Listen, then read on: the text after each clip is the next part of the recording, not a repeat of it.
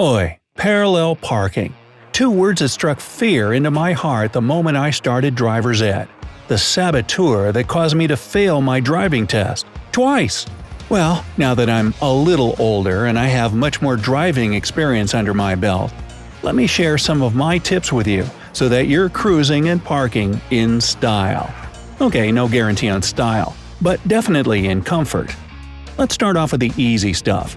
The stuff you probably take for granted or just fallen into the habit of forgetting to do if you've been driving for a while. Like adjusting your seat. This should be the first thing you do when getting behind the wheel. Making sure your seat is positioned the best way for your body will make driving safer and less exhausting, even on short trips. You want to adjust the height of the seat so that you can see the dash panel and the road clearly. If you happen to be a bit on the shorter side and can't see over the dash even after doing everything the seat will allow, get a cushion or wedge to sit on. As for the seat's incline, keep it at about 100 to 110 degrees. I know it looks super cool when you're leaning way back like a boss, but again, comfort and safety over style, folks. The headrest should be adjusted so that your head is right smack dab in the middle of it. This will help prevent a bad neck injury in case of an accident. Next, mirrors. Starting with the driver's side. Once your seat is adjusted, lean left and get as close to the side window as you can. Then adjust the mirror until you can see the rear fender. Once you're sitting correctly, you should just barely see the side of the back bumper. Moving on to the passenger side mirror, here you want to stay in the driver's seat and lean to your right until your head is just about in the middle between the two front seats. Now adjust this mirror so that you can see the back fender too. Again, when you move back to a normal driving position, you should just get a glimpse of the side of the rear bumper. Finally, we get to the rear view mirror. I know, it's beginner stuff, but this mirror gets bumped and repositioned all the time. It's always a good idea to take just a second to adjust the rear view mirror and make sure it shows a perfectly centered view of your back window. One last thing before we get to the parking tips. Hand positioning. I can't stress enough how important this is. There's no beverage worth sipping, no text worth texting, or song worth skipping that's more valuable to your safety. Well, maybe Neil Diamond's Porcupine Pie, but that's it. Jokes aside, make sure you can clearly see all the instruments on the dash and have at least a foot of space between it and your body. Your hands should be slightly lower than your shoulders and placed on the wheel at 9 and 3. Oh yeah, the old steering wheel clock analogy? Imagine the wheel like the face of a clock, not the digital kind on your phone, but the old-fashioned analog types. Ask your grandpappy about it. Left hand at 9, right hand at 3, and there you go. You might prefer 8 and 4, and that's okay too. Just remember that the old 10 and 2 position they used to teach is no longer the go-to, because in the event of an accident, the airbag can send your hand shooting right into your face. And what sounds like the most epic facepalm ever is pretty serious. You can break bones. Alright, Brightsiders, on to parking. Cue the horror music. Okay, before we get to the ultimate challenge of parallel parking, let's start with 45-degree parking. You need this trick whenever you pull into a parking lot and the spots are kinda slanted, hence the whole 45-degree thing. First, make sure you're going down the aisle the right way. The spots should be slanted down toward you, not away from you. Hey, I've seen people try to park their car after coming in from the wrong direction, and it's an embarrassing struggle to say the least. Next, move to your left as far as you can.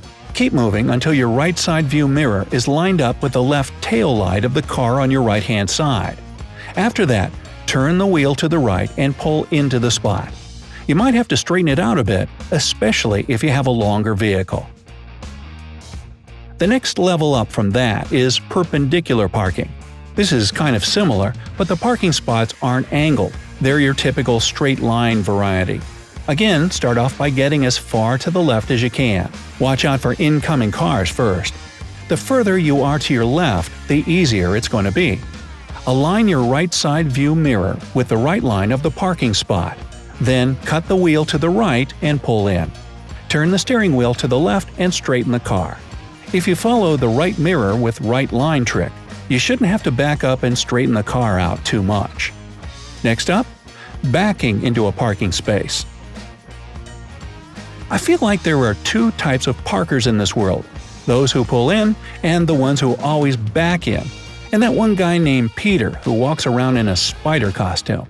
You know, Peter Parker parked a pod of prickly Priuses. Which type are you? I'm probably a little bit of both, depending on the circumstance. Anyway, first locate the spot you're going to back into and drive 2 spots past it. Then, and this is crucial, make sure drivers around you know what you're about to do. Flip on your blinker, and before going into reverse, make sure to look out for oncoming vehicles from the front and approaching ones from the back. Check your mirrors. They're nice and adjusted for you now, right? And make sure everything's clear. You can now throw her in reverse. Now turn your steering wheel to the right and slowly accelerate backward.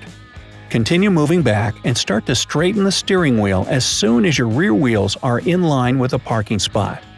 Keep checking those mirrors so you don't hit any cars next to you. Once you get yourself aligned in the spot, straighten your steering wheel and continue backing up until the front of the car is lined up with the others in the row. Also, be careful not to continue in reverse so you don't crash into the curb or parked car behind you. Finally, put her in park and you're good to go. And last but not least, drumroll please. The type of parking that studies have actually shown 3 out of 10 drivers will park over a mile from where they need to be just to avoid having to do it. It's even an actual condition. Parallelophobia, the fear of parallel parking. First things first, make sure the spot you want to park in is one your car will fit into. You want no less than 1.5 times the length of your car. Found a spot? Good, here we go. Drive forward until your car is next to the one in front of the parking spot. We'll call it car number 1. Now look over your right shoulder through the lower corner of your back window and drive backward in a straight line. Once you can see the back of car number 1 in the right corner, turn the wheel to the right and slowly begin to back your car into the space.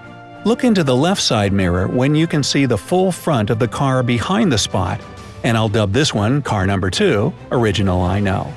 Now, straighten out the steering wheel and back the car in a straight line. Using the right side mirror, when you see the taillights on car number 1, turn the steering wheel left and you should be moving into the parking space. Check your nerves, breathe, you got this, and park your car parallel to the curb, giving car number 2 and yourself enough room to drive out. Again, if your vehicle isn't a standard size, you'll probably need to drive a little further before you start getting lined up. Now, was that really so hard? Yes, it was. But once I took parallel parking seriously and practiced a lot, I had it down pat. And wouldn't you know it, 3rd time was the charm and I got my license. I think I remember angelic music playing when they handed it to me, but that could just be my imagination. It's your turn now. What's something you were always afraid to learn to do? Let me know down in the comments.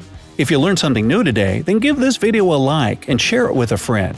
But hey, don't burn rubber taking off just yet. We have over 2,000 cool videos for you to check out. All you have to do is pick the left or right video, click on it, and enjoy. Park yourself on the bright side of life.